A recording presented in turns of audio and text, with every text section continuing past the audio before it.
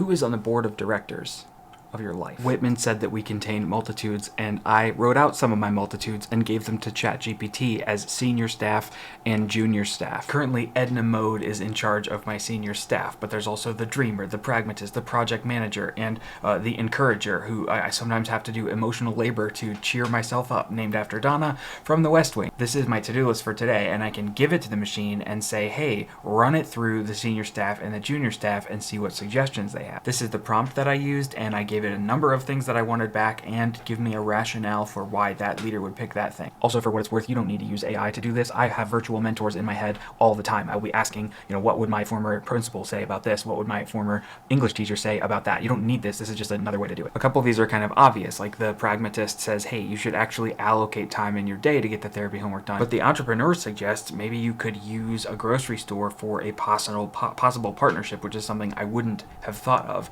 And also for, where do we go? But the dreamer, whose job it is to suggest new things and imagine new possibilities, says, hey, what if you went ahead and posted your meal that you were making? I'm not likely to do that, but looking at the rationale, it does give me ideas for possible future videos. There is merit in using intentionality with AI and asking it to reflect our values back to us. There are a lot of problems with AI. I've been covering them since the beginning of this channel. And I'm not some kind of techno-utopian or techno-chauvinist or someone who thinks that the answer to all of the world's problems is more artificial intelligence. But I think for all our imaginings of the ways that technology goes wrong, it is incumbent on us to do what Octavia Butler taught me through Ruha Benjamin, which is to do the creative work of imagining better. Every technology encodes values. That's true for AI systems like facial recognition, but it was also true of the highways that were built through bulldozed black neighborhoods, just as it was true for the fleets of prison ships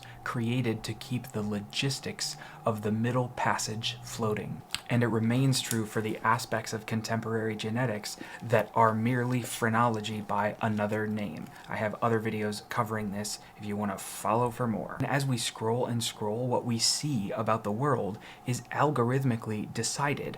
Who we follow and subscribe to, that's us expressing our values, and algorithmically pushed media is companies expressing theirs. And when outrage and disinformation are what sell in the attention economy, radicalization and polarization are part of what we get. We can't do better until we imagine better first.